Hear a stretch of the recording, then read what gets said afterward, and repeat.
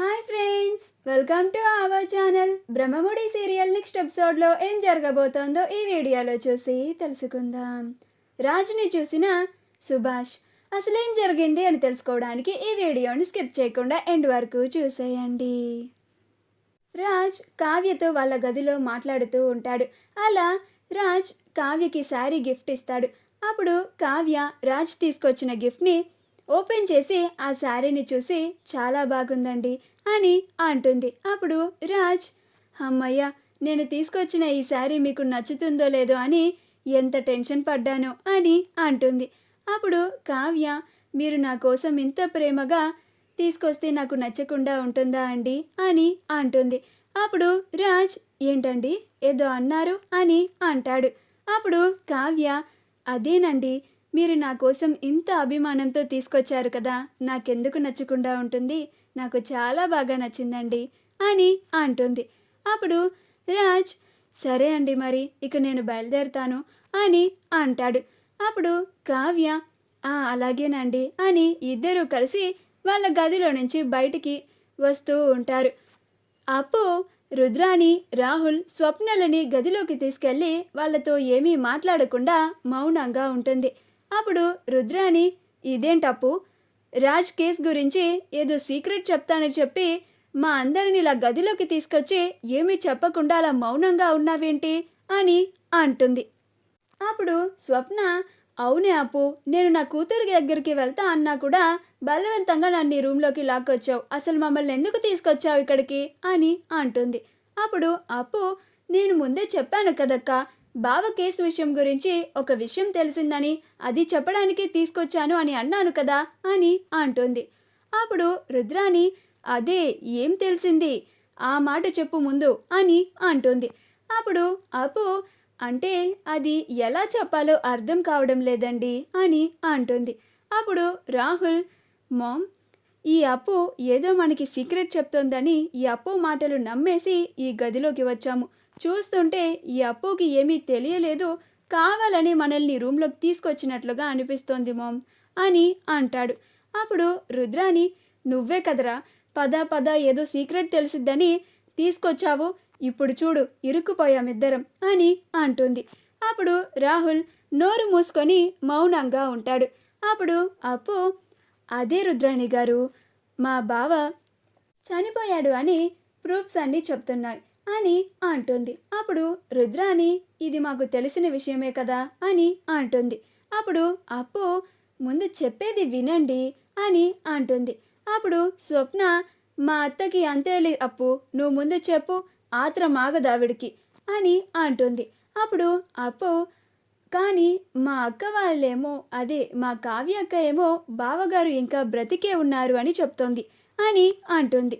అప్పుడు స్వప్న, అవునప్పు అని అంటుంది.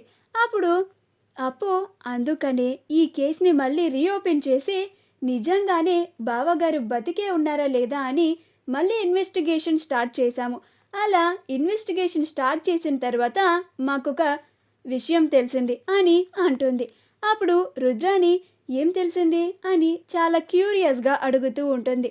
అప్పుడు స్వప్న, అత్త, అప్పు మొత్తం చెప్తోంది కదా, ఎందుకంత తుత్తర నీకు, చెప్పేదాకా ఆగు, విను అని అంటుంది. అప్పుడు రుద్రాని, నువ్వు చెప్పప్పు, ఏం తెలిసింది అని అంటుంది. అప్పుడు అప్పు, అదే రుద్రాని గారు, నాకు కూడా మా బావగారు నిజంగానే బతికే ఉన్నారేమో అని అనిపిస్తోంది అని అంటుంది. అప్పుడు రుద్రాని, ఇది మీ అక్క కూడా చెప్తున్న మాటే కదా, నీకు డౌట్ రావడంలో పెద్ద వింతేముంది, ఇది చెప్పడానికా నువ్వు మమ్మల్ని ఇక్కడికి తీసుకొచ్చింది, ఇంత హడావిడి పెట్టింది, నీ కళ్ళకి మేమెలా కనిపిస్తున్నాం అప్పు అని అంటుంది.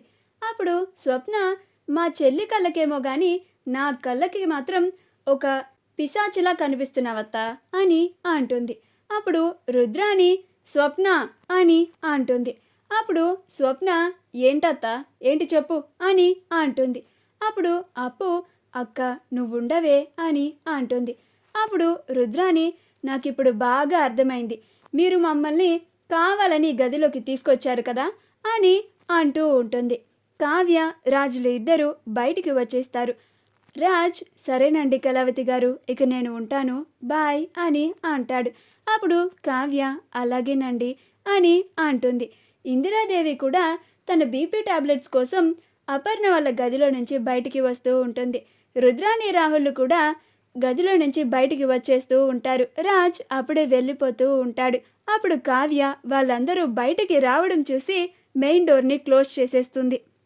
సుభాష్ అప్పుడే బయట నుంచి ఇంటికి వస్తూ ఉంటాడు. అలా రాజ్ వెళ్తూ ఉంటే సుభాష్ రాజ్ని చూసి ఆశ్చర్యపోతాడు. అప్పుడు కావ్య సుభాష్ రాజ్ని చూసేశాడు అని ఆశ్చర్యపోయి అలానే చూస్తూ ఉంటుంది. రుద్రాని రాహుల్ ఇద్దరు స్టెప్స్ దిగి కిందికి వస్తూ ఉంటారు.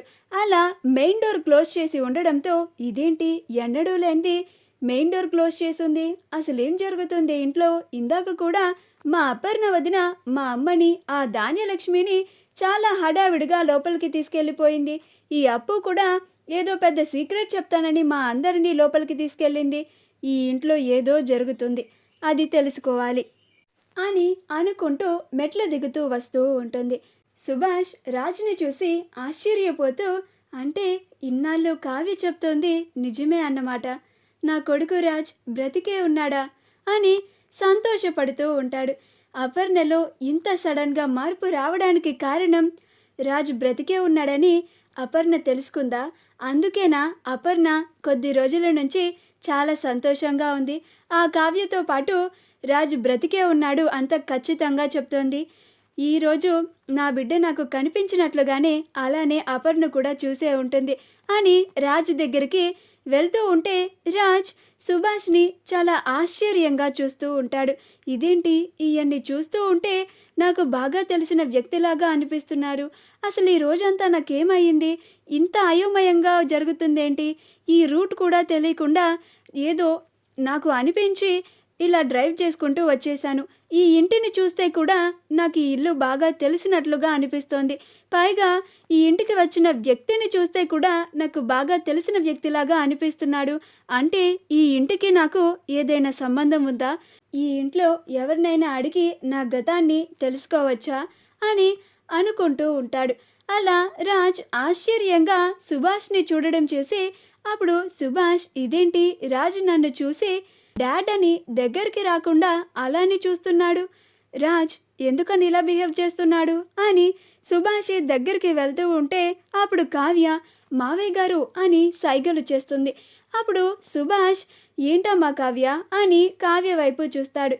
అప్పుడు కావ్య ఆయనతో మాట్లాడడానికి ప్రయత్నించకండి, ఆయనకి గతం గుర్తులేదు అని సైగలు చేస్తూ ఉంటుంది. అప్పుడు సుభాష్ అది విని ఆశ్చర్యపోతాడు. అంటే ఇన్నాళ్ళు రాజు బ్రతికే ఉన్నాడు అని తెలిసినా కానీ ఈ ఇంటికి రాకపోవడానికి అసలు కారణం ఇదా? రాజ్ గతాన్ని మర్చిపోయాడా అని ఆశ్చర్యపోతూ చూస్తూ ఉంటాడు. అప్పుడు రాజ్ ఇంక ఉండపట్టలేక ఏవండి నేను మీకు తెలుసా అని అంటాడు. అప్పుడు సుభాష్ ఏం చెప్పాలో అర్థం కాక అలానే చూస్తూ ఉంటాడు. అప్పుడు రాజ్ ఏవండి అని అంటాడు. అప్పుడు సుభాష్ నాకు అదే అనిపిస్తుంది బాబు, నిన్ను ఎక్కడో చూసినట్లుగా అనిపిస్తోంది, కానీ నాకు గుర్తు రావడం లేదు అని అంటాడు. అప్పుడు రాజ్ ఒకసారి బాగా గుర్తు చేసుకొని చెప్పండి అని అంటాడు. కావ్య అయ్యో ఈయన మావయ్య గారిని చాలా ఇబ్బంది పెడుతున్నారు.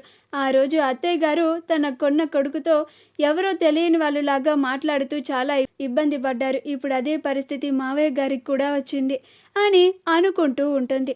మా వీడియో కనుక మీకు నచ్చినట్లయితే లైక్ చేయండి, షేర్ చేయండి, మా ఛానల్ని సబ్స్క్రైబ్ చేసుకోండి, పక్కనే ఉన్న బెల్ ఐకాన్ని క్లిక్ చేయడం మాత్రం మర్చిపోకండి.